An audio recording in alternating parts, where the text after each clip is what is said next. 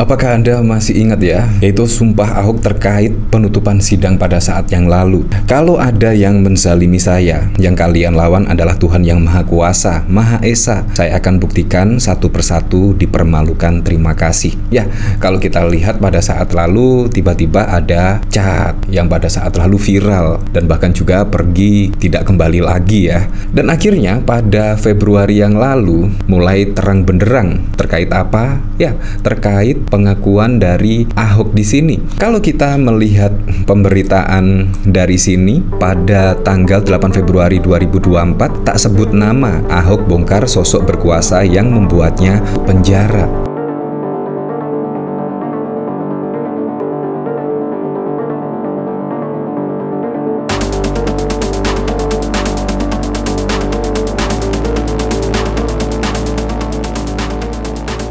Ini kira-kira siapa ya yang berkuasa? Wah, pasti juga Anda mengetahui ya yang berkuasa. Yang berkuasa kan ya Pak Mulyono. Apakah demikian? Kalau memang demikian, wah berarti kata-kata Basuki Cahayapurnama atau Ahok ini terbukti ya.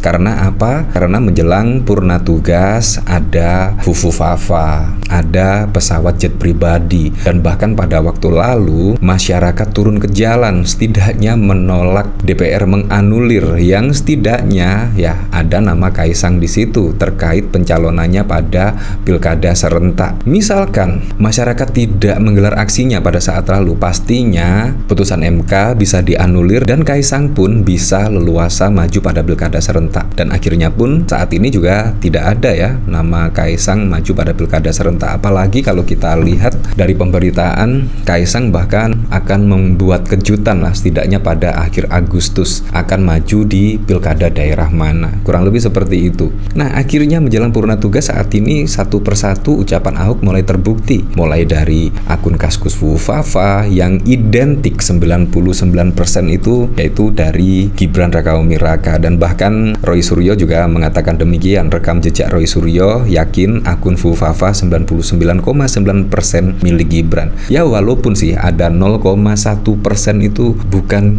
Gibran melainkan Selamat, tetapi itu juga ya sangat tidak mungkin ya, tapi semuanya bisa mungkin lah, apalagi juga saat ini Gibran adalah wakil presiden terpilih. Nah, kembali lagi ke Ahok ya. Ini bukan kaleng-kaleng ya Ahok. Ucapannya menurut saya sangat keren sekali dan semuanya satu persatu dipermalukan. Apalagi saat ini menjelang akhir jabatan ya. Ditambah pada saat lalu dari IKN misalkan. Bahkan Presiden Joko Widodo menyebut proyek IKN bukan proyek dari Presiden Joko Widodo, melainkan proyek seluruh masyarakat Indonesia. Apakah itu juga pertanda akan mangkrak? Ya, semoga saja tidak. Kalau harapan saya sih semoga saja tidak, karena IKN sudah digelontorkan uang yang cukup banyak sekali dari APBN, dan bahkan sudah 30% lah dari APBN total pembangunan IKN. Menurut saya sangat wow sekali kalau misalkan mangkrak. Nah, di sini dikomentari oleh Dundum, dan kini kita bisa lihat gerombolan hoax penganiayaan RS satu persatu mulai dipermalukan. Sampai saat ini pun, wah, doa Ahok sangat wow sekali ya, doa orang terzalimi. Nah, dari sini bahkan tidak hanya Fufu Fafa, menjelang akhir jabatan ada saja, mulai dari Kaisang dan Bobi dilaporkan KPK terkait jet pribadi.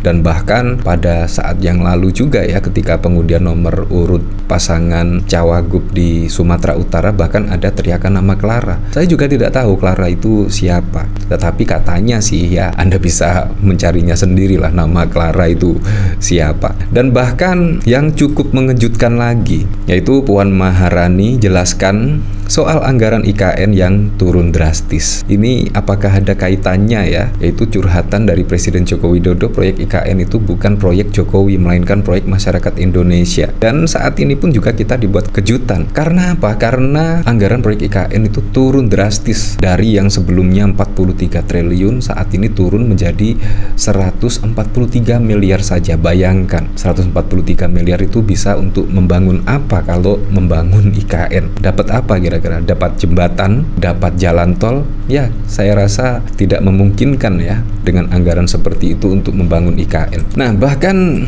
kalau kita melihat dari Metro TV, wah, apakah memang beneran ya PDIP akan masuk ke koalisi Pak Prabowo Gibran? Kalau memang bener, wah, hubungan antara Presiden Joko Widodo dengan Pak Prabowo kira-kira seperti apa ya? Apalagi ditambah dengan isu Fufu Fafa dan lain sebagainya. Kalau misalkan PDIP bergabung ke koalisi Pak Prabowo Gibran, menurut saya sangat bau sekali ya, sudah fix lah. Yaitu di dalam pemerintahan Pak Prabowo Gibran tidak ada partai yang berada di oposisi, tidak ada partai yang berada di luar pemerintahan. Ini sangat mengejutkan sekali, di mana negara demokrasi tidak ada partai yang berada di oposisi. Bagaimana caranya untuk mengawal pemerintahan kalau tidak ada partai yang berada di oposisi? Pasti semuanya juga akan manggut, diam dan lain sebagainya. Dan ketika masyarakat protes, akan protes kemana? Ketika wakil rakyatnya saat ini juga semua berada di koalisi dari Pak Prabowo Gibran. Nah, ini juga wajib difikirkan ya untuk pileg ke depan, untuk pilpres ke depannya. Jadi seharusnya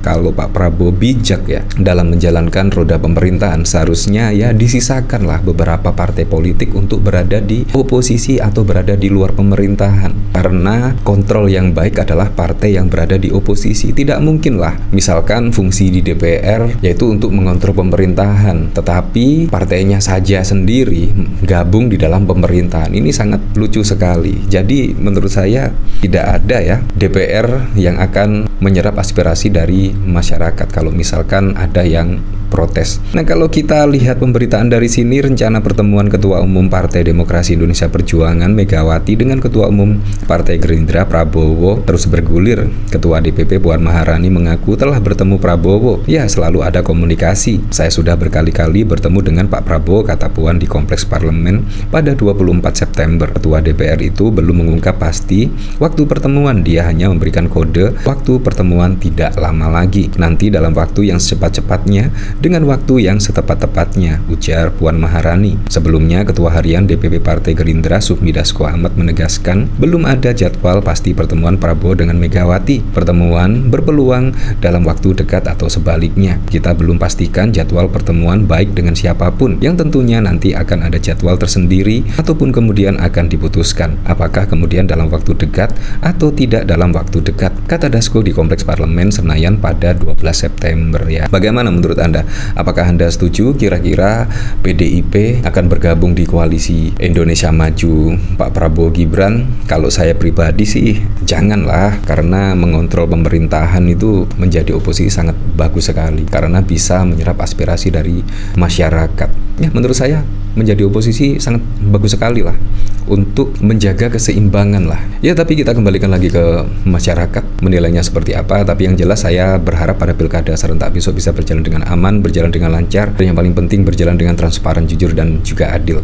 Yang paling penting pilihlah pemimpin yang benar-benar mementingkan kepentingan rakyat dan bisa menyerap aspirasi dari masyarakat.